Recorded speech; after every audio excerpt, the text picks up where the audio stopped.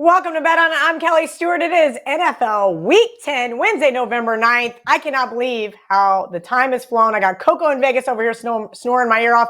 We got Joe Raineri, who might lose power and or internet here shortly. And I got a new office setup, so I'm in a great mood today. Marco D'Angelo at Marco in Vegas. Joe Raineri at Joe Raineri. Welcome in, guys. Let's got our fingers crossed here. We don't lose Joe mid-show, so I'm just going to get right into it. Got a couple of primetime games. Thursday night, stinker in the NFC South. Atlanta, a 3-point road favorite, total 43.5 at Carolina. Marco D'Angelo, what say you? Well, Kelly, I always say don't overreact to one game, and that is what the market has done in this game. You've got Atlanta, a 3-point road favorite. These two teams just played 2 weeks ago in Atlanta, and it was a 37-34 overtime win by the Atlanta Falcons. They were -4. So if we do the old let's switch fields, home field advantage, they should then take 2.5 points off that 4 and have this line at 1.5, but it's at 3. Why? Did Atlanta kill Carolina in that game? No, they only won by 3, and they should have lost that game. If you remember, Carolina had a miracle touchdown at the final seconds of regulation, and all they had to do was kick the extra point to win the game. But it was a great play, a great throw, a great catch, and somebody got excited and took their helmet off and cost them 15 yards on the extra point. They missed the extra point. They went to overtime. They missed a field goal in overtime as well, and then ended up finally losing by 3 when Atlanta won the game. So why is there such an adjustment here in Atlanta's laying 1 point less on the road than they did at home? Well, because Carolina got drilled last week by Cincinnati. They lost that game 42-21, and that's where the overreaction is. But I want to point out that Atlanta played Cincinnati a few weeks back as well on the same field in Cincinnati, and they got drilled 35-17. So I gave you one comparison on lines that shows that there's value on Carolina. I'll show you another one. Both teams played at Cincinnati. Atlanta was +6.5, and Carolina was +7. That's only a half-point difference. Vegas telling you between these two teams, but now today they're telling you that Atlanta's a 3-point favorite on the road. I'm not buying it. I'm going to go ahead, give Carolina the shot here with the value. This is their Super Bowl. What do they have to lose? It's Thursday night football. They're not going to be on TV anymore. I got to go ahead, take Carolina here. They'll throw the kitchen sink at Atlanta, and let's see that they get there. Maybe I should have pulled a Joe Raineri and just went at Carolina first half, but if you want to split the wager up, I don't have a problem with that either. Give me Carolina for Thursday night primetime. Come a long Maybe way, you should Marco. just pull the Kelly in Vegas and taking Panthers money line because the primetime home dog is going to win that one. Joe Raineri, what do you think about Thursday night football? Well, I tell you, I'm gonna go. I'm gonna pivot here a little bit since Marco's taking all my first half bets.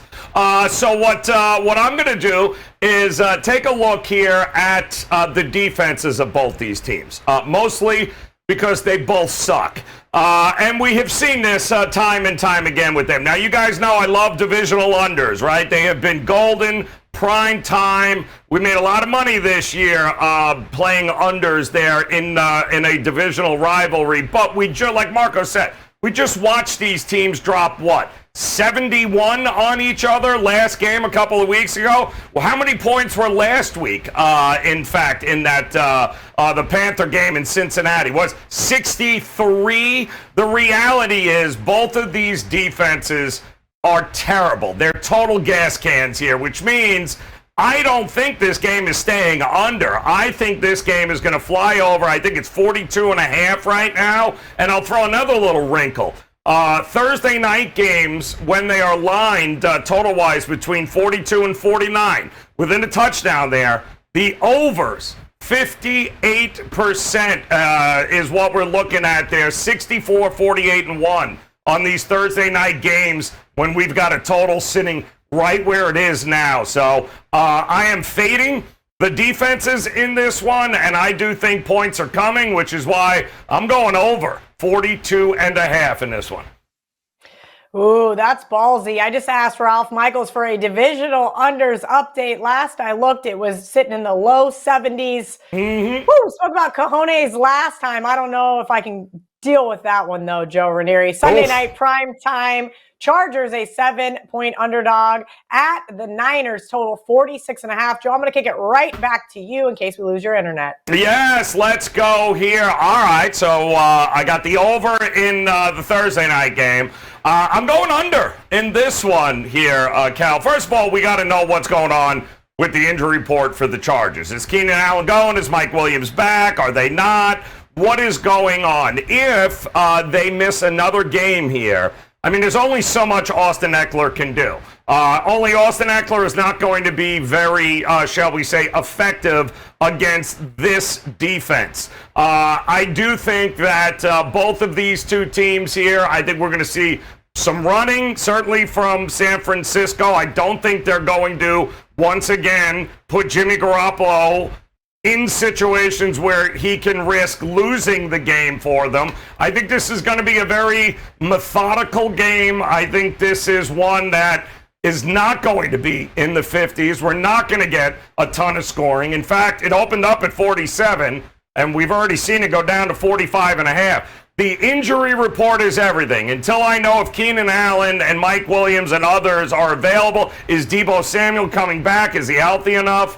I would hold off, but if those guys are out again on both sides, I don't see how this game goes up and over the total. Not to mention, San Francisco has been putrid as a favorite at home over the years here in Shanahan's offenses. So there's something about them being a touchdown favorite at home without weapons on both sides. I think it goes under the total, Cal. You guys want to know why Ralph's the best? I just sent him a text, even though he's waiting in the wings for some TNA. 11-30-2. That is 26.8% to the over this year in divisional games. Sorry, Joe Raineri. Maybe that trend bucks for you here on Thursday night. Maybe it doesn't. We're going to take a quick commercial break. When we come back, it's time to see that guy, Ralph. I love him so much. Doesn't he go? Who is that? Me, remember me? Listen, it is what it is. I was just excited to see Ralph Michaels. Marco, what do you think about Sunday Night Football? You, I'm not telling you now.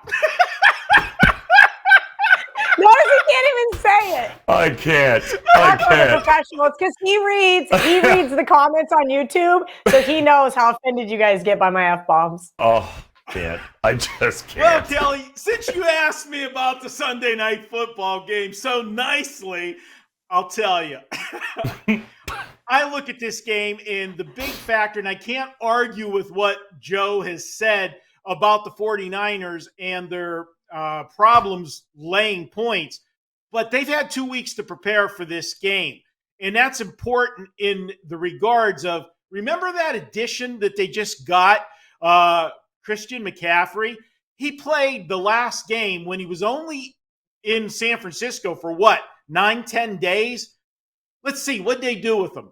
They had him rush the ball quite a bit. He scored a rushing touchdown. They threw a touchdown to him in that game. And they even had a trick play where he threw a touchdown pass. Imagine what they can come up with 2 weeks to prepare and him get acclimated to the 49er offense. And he's got to be licking his chops, looking at the Chargers defense against the run. The Chargers have been absolutely getting gashed on the ground. 3 of the last 4 opponents have rushed for over 200 yards against them. That bodes well for the 49ers. Do I want to go ahead and lay the 7? I think they can cover the 7, but you know what I'm going to have a bunch of? I'm going to have a bunch of teasers with the 49ers, and I'll hook them up to other teams. I'll bring this game down to 49ers -1. I don't see the Chargers, especially if they don't have all hands on deck, going into San Francisco and winning this game outright. And that's what they have to do with us teasing this down to 1. So for me, you'll hear some more about this game in the teaser section if Kelly lets me talk about it. I've tried to axe the teaser segment for weeks now. After the Saints on Monday night, I swear this time I've had enough. We're going to take a quick commercial break for real this time. Right. And then we'll see what Ralph Michaels has up his sleeve for NFL TNA. Up 192 units over the past 365 days, Ralph Michaels and Akeem Profit sit at number 1 and number 2 in NBA profit combined. Sitting in number 1 is Ralph Michaels at 107 units, and right behind him in number 2 is Akeem Profit picking up 86 units. For a limited time, you can get 7 days of NBA picks from both Ralph Michaels and Akeem Profit for only $69, coming out to less than $10 per day or less than $5 per day per handicapper. This special discounted price includes all NBA client releases over the next 7 days, including any rare 5% NBA best bets, generally priced at $35. You don't want to miss out on this 2-for-1 from our number 2 and 1. Welcome back to Bet On. It's now time for some TNA with Ralph Michaels. Let's hope I don't get double teamed this week because last week in the NFL was not pretty. Ralph Michaels, there he is, the man with the pin, bringing us all the trends and angles for this week in the NFL. Well, Cal, we had a lot of buys the last couple weeks. And for those that didn't see that segment, go back a couple segments ago and we broke down, surprisingly, what teams do before buys, what teams do after the buys. So I'm going to give you two situations and listen to how different these records are. If a team is off a bye and scored less than 21 points in their previous game and are on the road, they've covered 62%. If the team is off a bye, scored 21 points or less in their previous game, and they're at home, they have covered 32.9%. Both situations almost identical. Off a bye, you scored under 21 points in your previous game. The road team has covered 62%, like Denver and the New York Jets this week. The home team has covered 32.9%, like the Giants and the Steelers. One of those fallacies that, you hear, and how many times do you read? This team, NFL team, at home, rested off a bye, and people perceive it as a positive. We've shown here numerous times home teams off a bye have actually been a negative, and road teams off a bye, for the most part, have been a positive. So something that I think Joe Public, if you ask Joe Public at a bar, which situation is the best, I think most people have that thought in their head. Home team off a bye is a positive. You have to get that notion out of your handicapping methods when you're breaking it down. Two more systems, and then we're going to go to a nerd chart. Home favorites of less than 3.5 that are often away loss, and we threw out the last couple weeks when you're playing those games that you might be resting people. Again, you're off a disappointing away loss. You're a small home favorite of 3.5 or less, so you're probably equal. The team playing you is pretty equal if you're favored just to buy home edge or maybe a little bit more. Those teams, 28.8%. So when you can find a system that is a 72% fade play, those are the kinds you want to look at. Those teams that are off the loss, that are small home favorites this week, the Titans against the Broncos and the Rams against the Cardinals. And remember, Kelly, your Denver Broncos were a positive off the bye on the road, and now they're facing a team with a negative on the Titans off a road loss and a small home favorite. And my son came up with this one. It's pretty damn simple. I'm going to call you out, Kelly, and see what you think. You're off a home win in overtime, and now you're a favorite. Is that a positive or a negative? We're talking about the Chiefs. You played an overtime game at home. You played an overtime game at home. You won the game. And the next week you're a favorite, going back to 2001. Is this 36% against the spread or 64% against the spread? I'm going to say 64%, Ralph. I think it's a positive, getting that big momentum going your way. I always just fade myself on these segments. Always. Whatever I feel I shouldn't like have called you out. My opposite. apologies. But often overtime win at home. I would agree with you. I would think there's positive momentum. So thanks, Jeff, for pulling that out. So off a home win in overtime, and now you're a favorite. Those teams have gone 23-41, 35.9%. That says to fade the Chiefs against the Jags. And before we get to our chart, it's a big chart. You're not going to be able to read it all. I will post it on Twitter as soon as I'm off this at CalSportsLV. Now, we all look at how teams do in the NFL at home. We all look at how teams do in the road. But look at the first column. The first column is what the home team does when that team is playing. So, for example, when the home team, when the Eagles are playing, the home team is 7-1.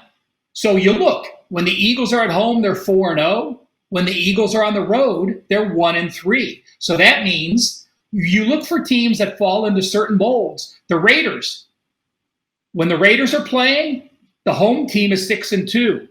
Look at the bottom of the chart. I would think most people would put Baltimore and Kansas City home field edge among top 10 in the NFL. The Chiefs and the Ravens are combined 0-7-1 ATS at home.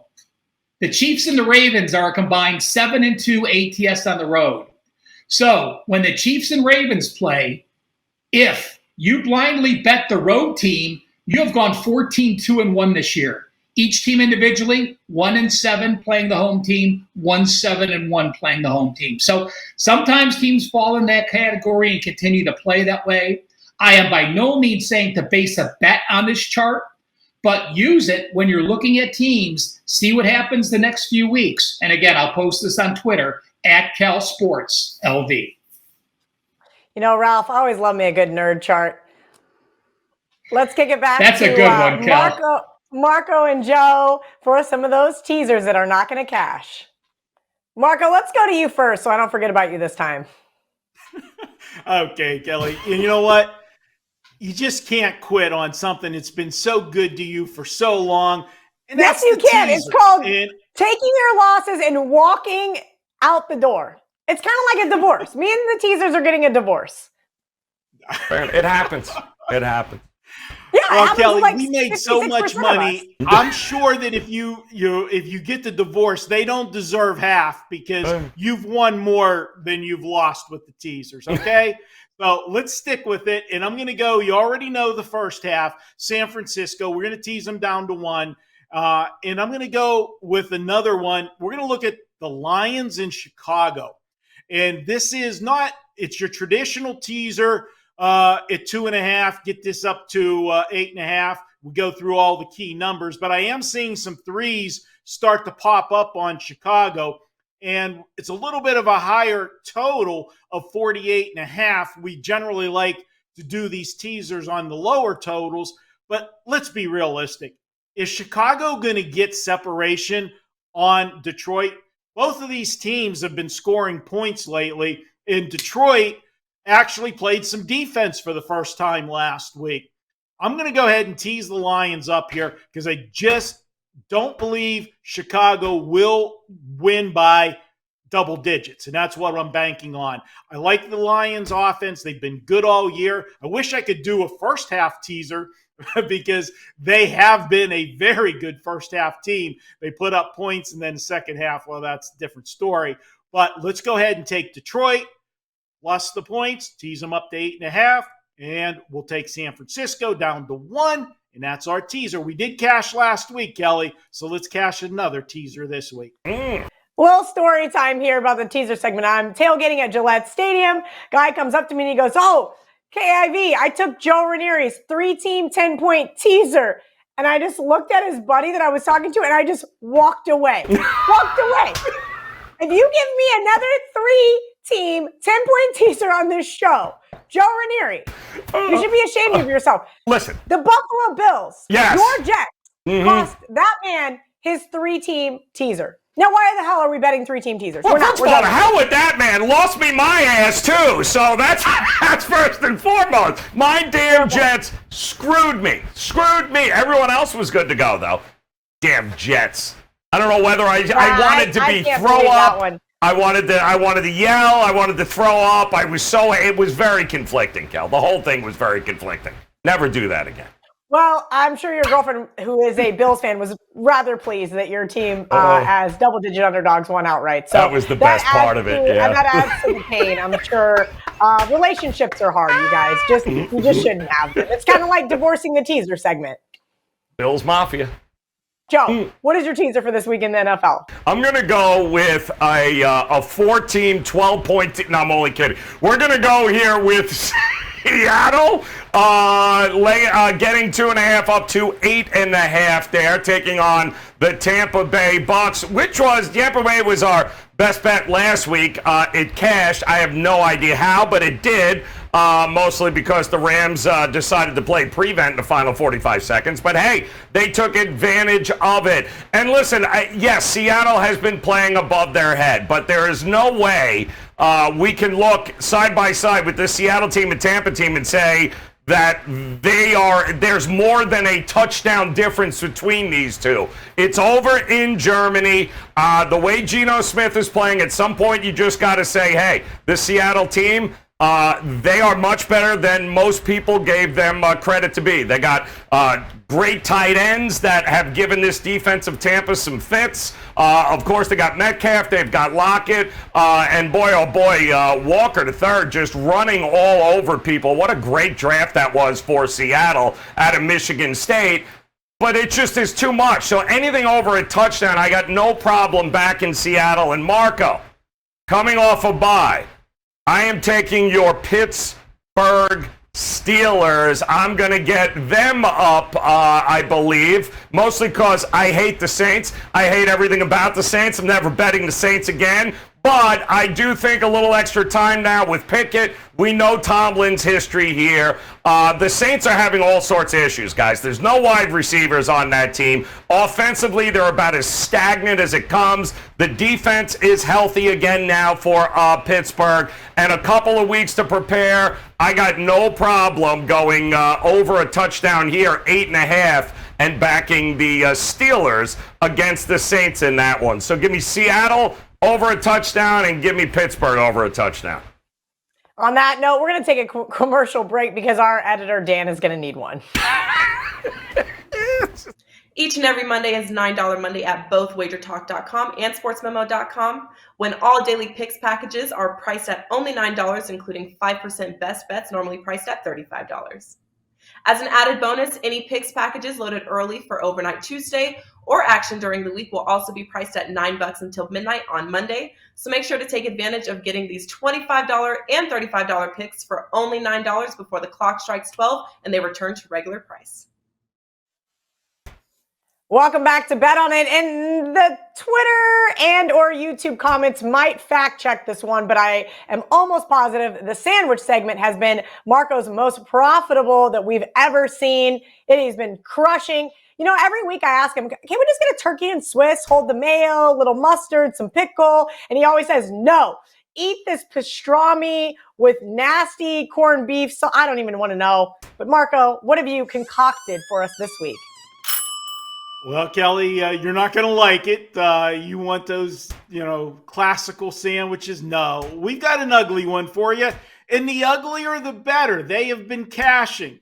And we're going to take the Jacksonville Jaguars against Kansas City. And why? Well, let's look at Kansas City. You want to talk about a sandwich? First of all, they have been on playing teams. They started with the Raiders on Monday Night Football. That was the week before the big rematch with Buffalo.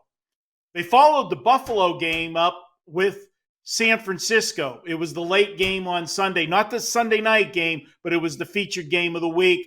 They went to San Francisco, battled them, only to have their bye week and take on Sunday Night Football, the Tennessee Titans, which could play into home field advantage with Tennessee.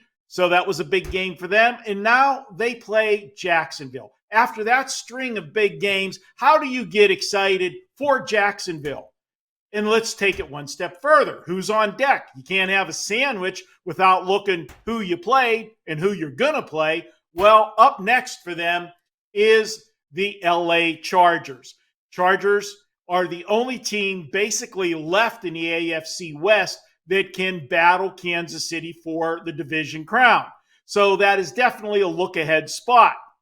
Jacksonville, as bad as they've been, this team does compete. Last week, they were down 17-0 to the Las Vegas Raiders. I don't want to bring that game up, but I have to. They never quit in that game. They came all the way back and won it. Yeah, I was on the Raiders, and that's sour grapes for me. But this team is improving. I'm going to go ahead and go with them here. I think they can move on this offense, their offense against this defense, and a disinterested Kansas City Chief team laying almost double digits. I would hold out to Sunday to make this wager. You may get a 10 on Sunday. If it goes the other direction, it goes down to 9, you're not losing anything because 9's a dead number. But you are benefiting if it gets to 10. And I think the public, when they get involved, they're not going to bet Jacksonville. They're going to bet Kansas City. So officially for the show, it's Jacksonville plus 9.5 is the sandwich game of the week. But wait till Sunday, you might get that 10. Ooh, Marco, that wasn't that bad of a sandwich. At least I could swallow it with, some dignity. Joe Raineri, long story short, I mentioned how good the sandwich spots have been. How the are you high spots been? I don't bet a lot of totals, but I do bet these. I should be keeping up a little bit more track with these. Well, so happens we were pretty high. Actually, a little too high last week with the Buffalo Bills and the New York Jets. That, of course, landed under another divisional rival under there. That worked in the favor of the Jets. Sorry, did anybody hear that?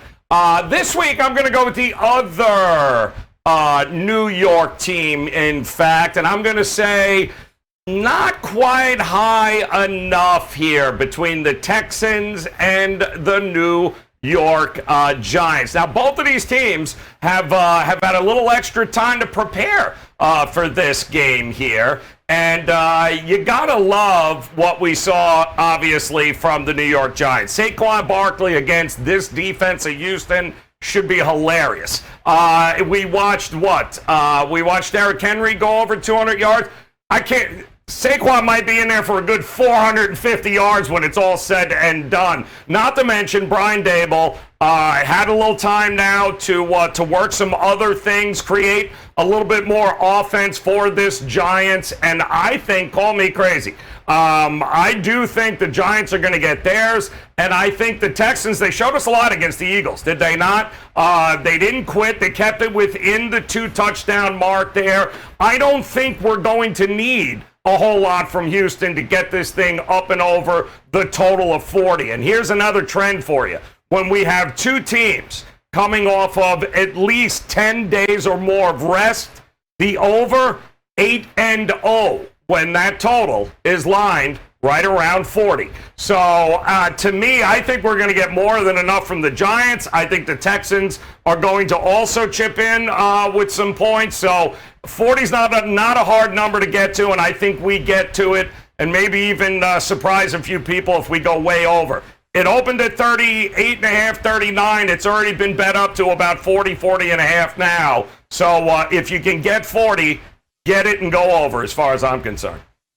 I like it. Laundry list of dogs this week that could be barking in the NFL. I had a hard time picking out my best bet, which is coincidentally a favorite. But I see maybe 4 or 5 dogs that have a shot to win outright. So, Joe, I'm going to kick it back to you before I go to Marco Barco. Oh, dogs, and more dogs. I'm so sorry, Marco. He says Marco Barco. Dan set that one up, and I am never going to not be able to think about it for this segment. For now and forever, you're Marco Barco. I kind of like it. It's got such a nice ring to it here. But all right, let's talk here about the hook that I'm about to take here, and I'm about to do it with the Cleveland Browns, who are getting 3.5 here over the Miami Dolphins, who I got to tell you, this Miami team down here, oh boy, it's Dan Marino, who? It is ridiculous how much smoke and how much excitement they've got going on down here, thinking this team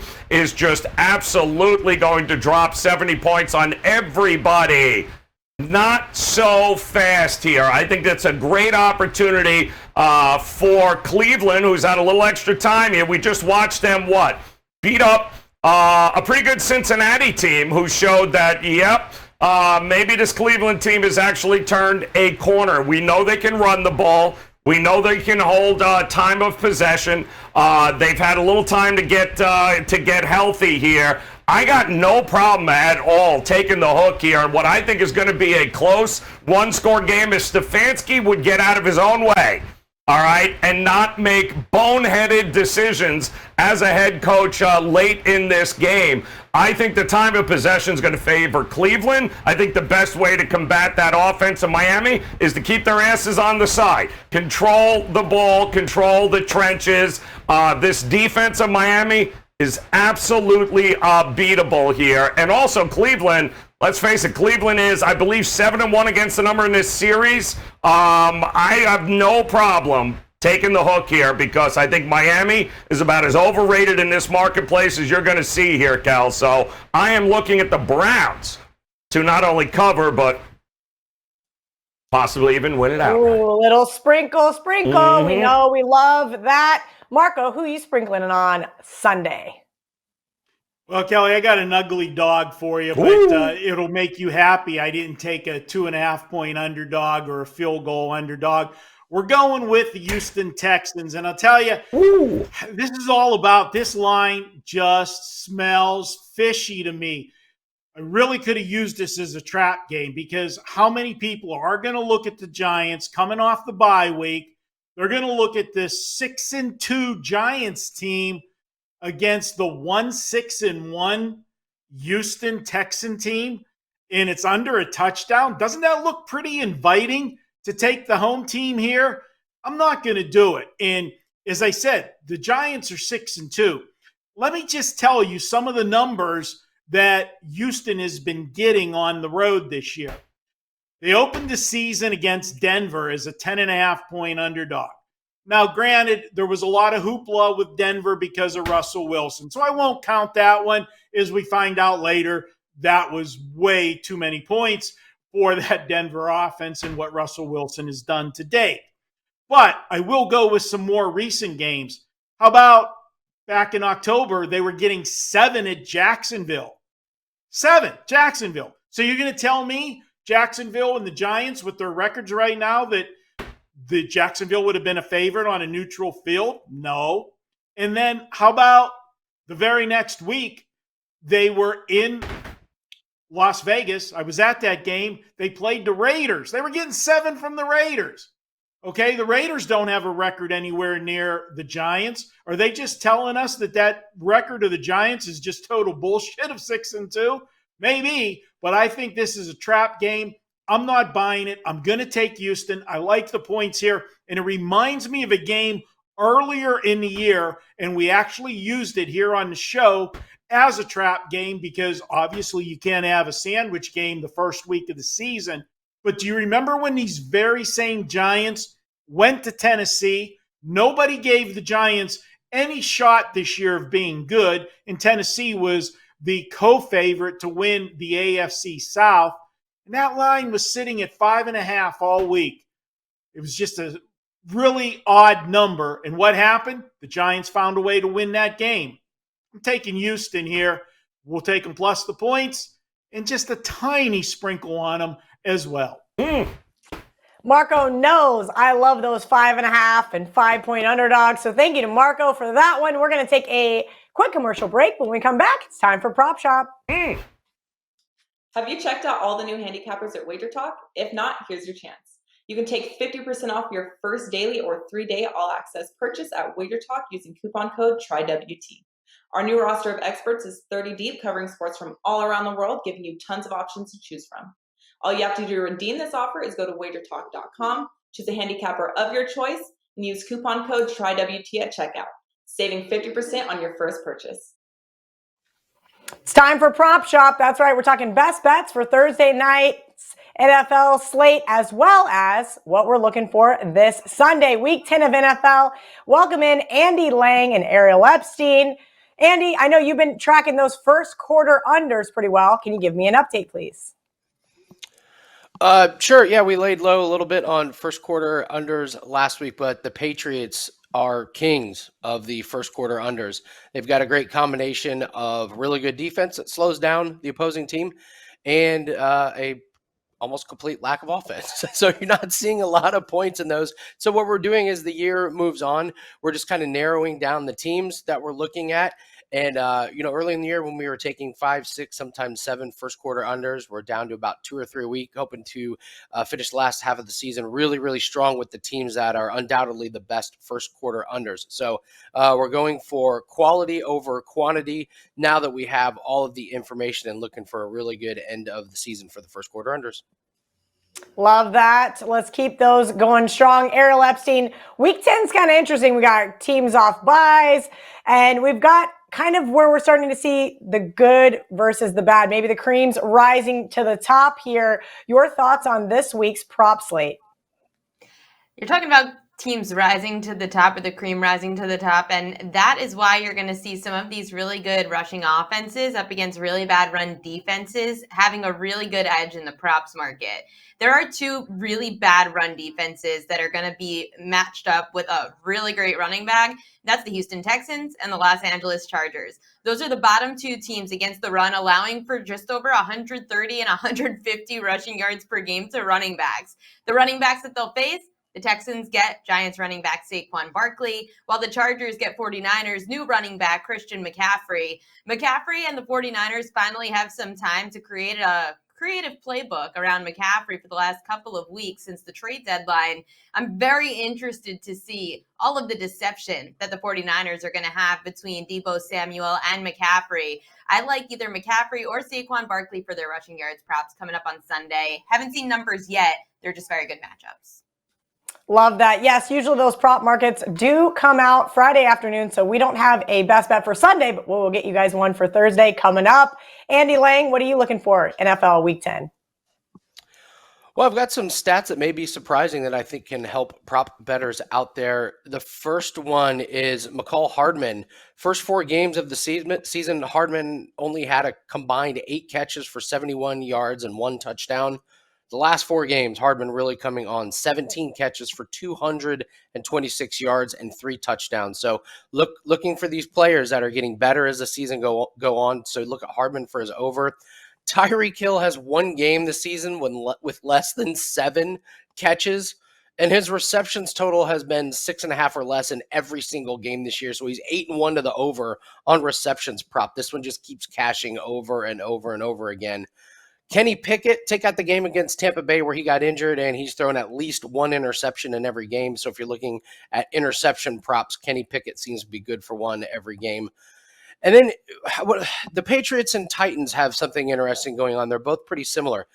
They've only allowed 1 rushing touchdown to running backs this year. So they are not giving up touchdowns on the ground.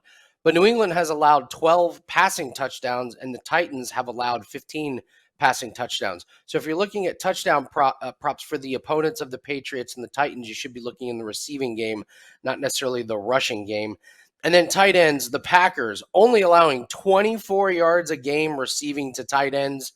On the flip side, the Arizona Cardinals, 77 yards a game. So if you're looking at tight ends going up against the Packers, look at unders. And for the Arizona Cardinals, you're taking the overs.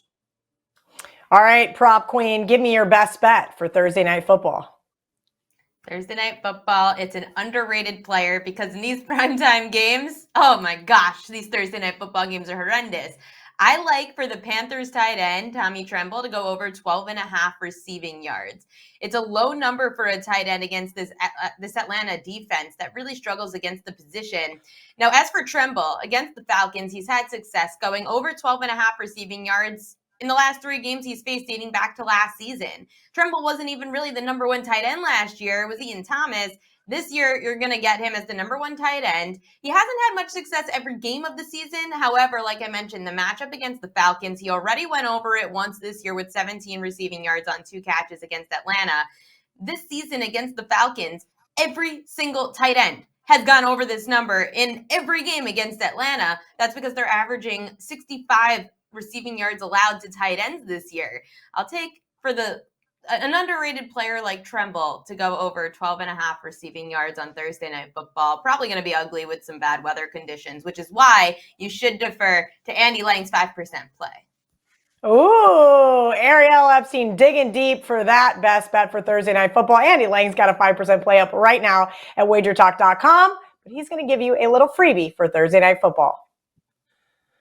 Yeah, first 5% play on Thursday Night Football for me this year, but we are on a 9-2 run. We cashed the miracle Tom Brady over passing yards last week on the last drive of the game, so we're looking to ride the momentum into Thursday Night Football. Let's take a look at a defensive prop. Xavier Woods over 4.5 combined tackles and assists. He's safety for the Panthers. He's been really good with his stats recently. He's had a 5 and 7 the last 2 games. Ariel touched on it. If it's raining and breezy, Atlanta is going to run the ball. A lot of short passes, which means a ton of tackles for those linebackers and safeties. Last week against the Chargers, safety Derwin James had 9 tackles and assists, and Woods has had 5 against Atlanta last time they played each other. So you're seeing a really common trend here with the safeties and the linebackers. Woods has played 63 or more snaps in 4 straight games. And if the Falcons get ahead and the game script goes to Atlanta running the ball more and more, boy, it should be a ton of tackles for the linebackers and safeties. But we get a really good price on Xavier Woods over 4.5 tackles and assists. I'd lock that in before the line moves. Great stuff from Andy Lang at Bump Sports. And thank you to the prop queen, Ariel Epstein, at Ariel Epstein on Twitter. We're going to take a quick commercial break. When we come back, it's time for those best bets. Up 192 units over the past 365 days, Ralph Michaels and Akeem Profit sit at number 1 and number 2 in NBA profit combined. Sitting in number 1 is Ralph Michaels at 107 units, and right behind him in number 2 is Akeem Profit picking up 86 units. For a limited time, you can get 7 days of NBA picks from both Ralph Michaels and Akeem Profit for only $69, coming out to less than $10 per day or less than $5 per day per handicapper. This special discounted price includes all NBA client releases over the next 7 days, including any rare 5% NBA best bets, generally priced at $35. You don't want to miss out on this 2-for-1 from our number 2 and 1. Welcome back to Bet On. It's now time for best bets, and I'm going right back to the well with the team that got me the cash last week, the Bears. This week I'm laying 2.5 though.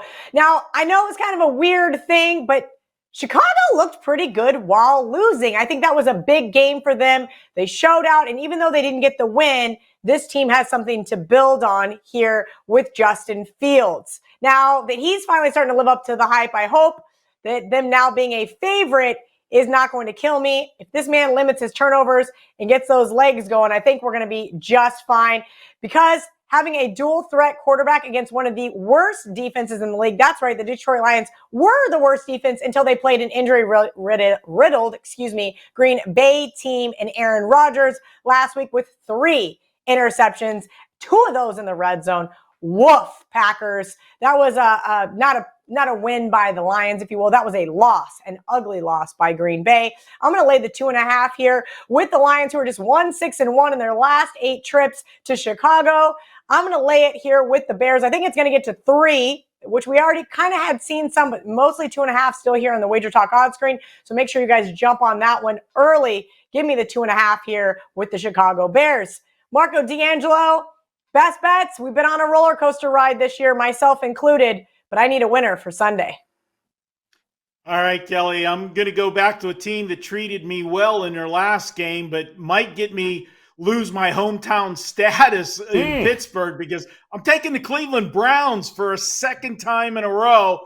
We had them on Monday Night Football against the Bengals, and then they had their bye week. I'm going to come right back with them. I think that might got this team over the hump.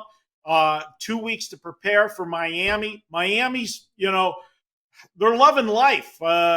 They've won 3 in a row. Remember, this is a team that started the season winning 3 in a row, and then they had that 3-game losing streak, and now they've put 3 wins in a row together.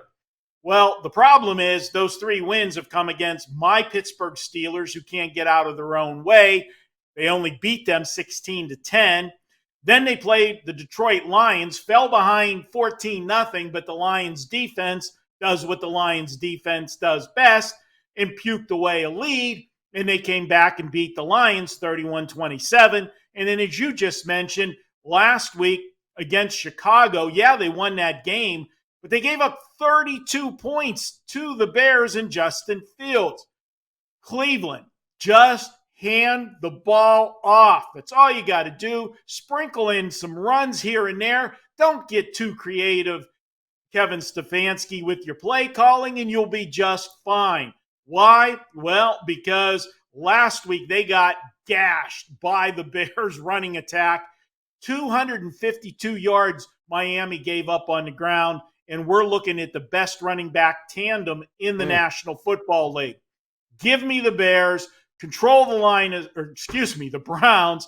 Give me that power running game plus points. I'll take it. I think Miami is overrated right now. The value is on the Browns.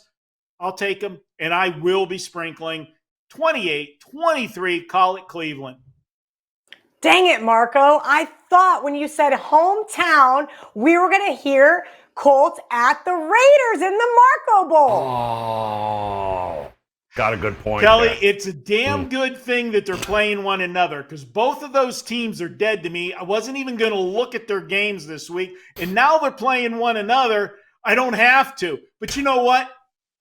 Here in Vegas, it's like a car wreck. I am going to watch the game because I can't wait to see what the Colts decide to run this week.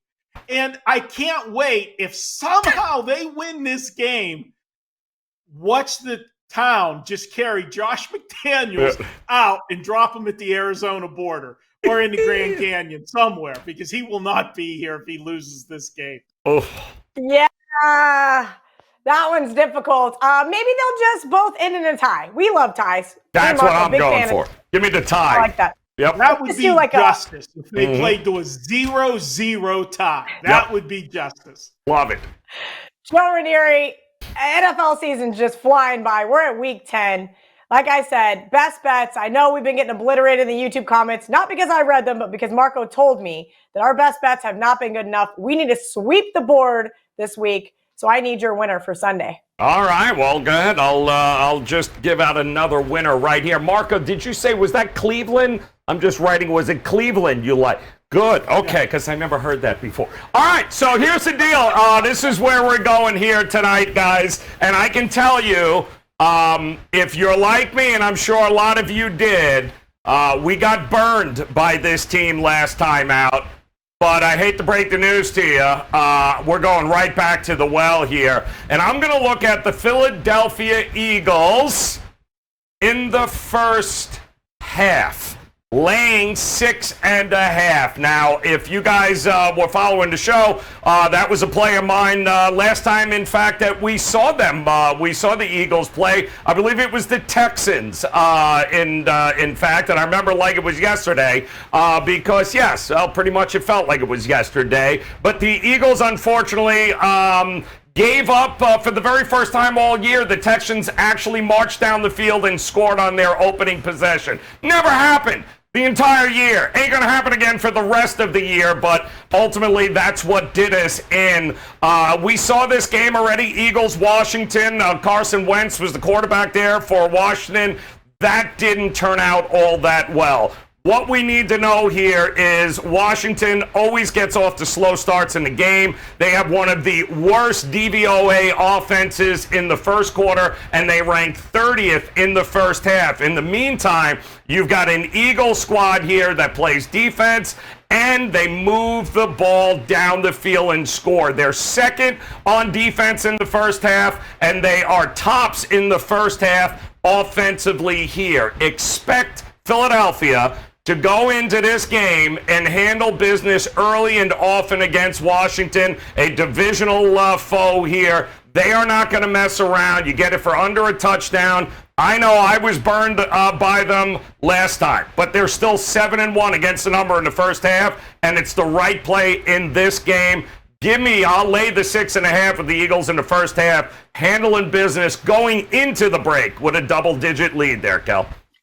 Congrats to our producer, Dan. For his Eagles, going to be 9-0 after this one. Let's take our last commercial break. Then it's time for the recap.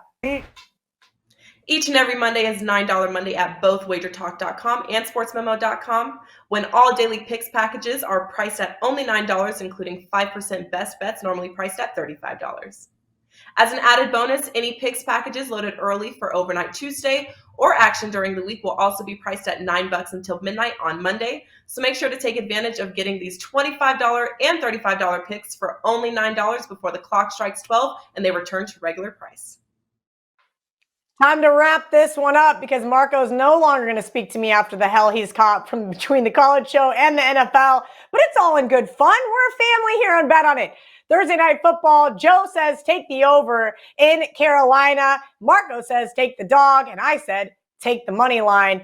LA Chargers at San Francisco. Marco said don't overthink it, just put the Niners in a teaser, and Joe said give them the under, which are pretty correlated here. Two teams, 6-point teasers, 8.5 with Seattle and Pittsburgh for Joe Raineri. Detroit plus 8.5, San Francisco -1 for Marco. Are you high? Joe said the total in New York is not high enough, over 40.5 versus the Texans. And Marco said, I know this isn't the most delicious sandwich, but I'll eat it anyway. Anytime you want me to take some points versus those Kansas City Chiefs, Jacksonville plus 9.5. Barking Dogs, just a little one for Joe Raineri. Cleveland plus 3.5. Houston plus 5, which I really like from Marco. Best bets, that's right. I'm taking another favorite, laying the 2.5 here with the Bears that were so good to me last week. Marco stole the Barking Dog from Joe Raineri. Cleveland plus 3.5. And Joe said, don't overthink it. Take Dan Newby's Philadelphia Eagles in the first half. It's literally free money. From Ariel, Andy, Joe, Marco, Ralph, and myself, we'll see you guys on Monday. Until then, let's bet on it.